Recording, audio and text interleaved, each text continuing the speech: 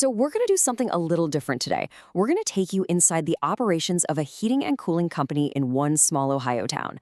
And you might be asking why. Well, it's because their local challenges, the stuff they deal with every day, actually reveal a universal guide that's going to help you understand, maintain, and protect your own home's HVAC system no matter where you live. You know the moment we've all been there. It is the hottest, stickiest day of the year. The air inside your house just gets heavy. And then you realize the AC is dead. It feels like the worst luck in the world, right? But what if I told you it's not random? Not at all. In fact, that moment is just the end of a long, invisible battle. And to really understand that battle, we're zooming in on one specific place, Wyoming, Ohio. Now think of this town as our little laboratory. Its very specific, local challenges expose the hidden forces that are putting stress on heating and cooling systems everywhere. And yes, that includes the one in your home. Let's see what they've learned. Okay, so here's our game plan. First, we'll talk about that moment of failure. Then, we're going to uncover your home's hidden enemies. After that, we'll diagnose the most common ways these systems break down, figure out what truly great service looks like, and finally, we'll arm you with the tools to become a smarter, more confident homeowner. So let's start right there. With that moment, your system just gives up. It's more than an inconvenience, isn't it? It's like your home's security blanket is just ripped away, and suddenly you're hit with this wave of stress about how much this is going to cost and how quickly you can get it fixed. But here's the key takeaway. That failure isn't a surprise attack. It's really the predictable end of a long war. Your HVAC system has been fighting constantly against a set of powerful, invisible forces. The breakdown? That's just the moment it finally lost a battle. Which brings us to the core of this whole thing. What are these hidden forces?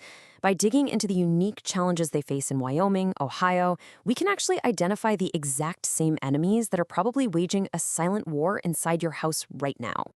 So in this town, they've pinpointed 4 main culprits. You've got these punishing swings between summer and winter, you've got unstable clay soil under the house, you've got all the challenges that come with older homes, and, get this, even the beautiful mature trees. First up is the climate itself. In that part of Ohio, summer dew points hit 70 degrees all the time. That forces the air conditioner into overdrive just to pull moisture out of the air. Then, just a few months later, the temperature plummets below 20, making the furnace run nonstop for weeks on end. This insane back and forth, it just chews up equipment. Now for the enemy you'd probably never guess, the ground under your house. A lot of this region has heavy clay soil. It swells up when it's wet and it shrinks when it's dry. And that constant movement can literally pull your ductwork apart at the seams, dumping all that precious cool or warm air right into your attic. So when these enemies are hammering your system day in and day out, what actually breaks? Well, they cause some very specific types of failures. And if you understand them, it's kind of like being able to diagnose the symptoms of a sick patient. In the summertime, 2 things pop up constantly. First, you get frozen AC coils.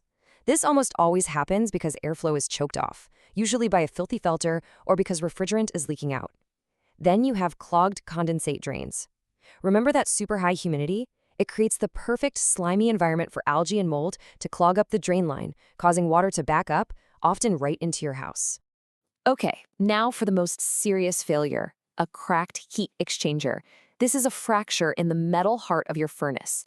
Its entire job is to keep the air you breathe separate from incredibly dangerous exhaust fumes like carbon monoxide. When that wall cracks, the barrier is broken.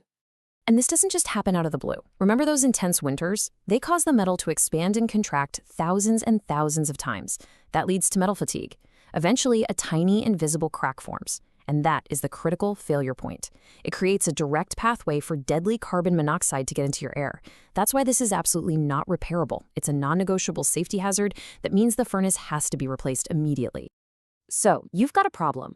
The million-dollar question is, how do you find someone you can actually trust to fix it?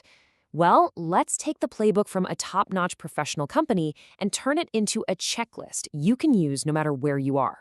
And it all starts with one really simple, really powerful number, 0. And that's how much commission a service technician should be making on selling you new parts or a whole new system. So why is 0 so important? Well, the company we looked at said it best. When a technician's paycheck doesn't depend on upselling you, you get honest, unbiased advice. Simple as that. They have zero incentive to push a $5,000 replacement when a $200 repair will do the job. It's the ultimate sign that a company has your back. So here it is. Here's your checklist. A trustworthy pro gives you upfront pricing, period, not some vague estimate. When you call, you should get a local person who knows your area, not a random call center 1,000 miles away. They should show up with a truck that's basically a warehouse on wheels so they can fix it on the first trip. And finally, they have to guarantee their work with a real warranty. And the service call itself should be totally transparent. A local dispatcher sends a qualified tech. That tech figures out the problem, explains it to you in plain English, gives you a firm price, and then waits for your okay before they do anything. Then they fix it, test everything to make sure it's working perfectly, and stand behind their work. No surprises, no pressure. Okay, let's bring all this home. Now that you know all this, we can build your own personal toolkit for taking control of your HVAC system's health and your own peace of mind. One of the toughest calls to make is whether to repair an old system or just replace it. Well, here's a super simple guideline from inside the industry. It's called the $5,000 rule. You just take the repair cost, multiply it by the age of your system in years. If that number is more than $5,000, replacement is probably the smarter financial move. And here's a little cheat sheet to make it even easier. See, most AC units last about 12 to 15 years. So if your system is under 10 years old, you're almost always going to repair it. But once you get past that 10-year mark, and especially after 15 years, any big repair should make you seriously think about putting that money towards a new, more efficient system instead of just throwing good money after bad. All right, you want the easiest, cheapest thing you can do to help your system? Go outside right now and make sure there are at least 2 feet of clear space all the way around your outdoor unit. When shrubs, weeds, or fences are too close, they choke it. It can't breathe.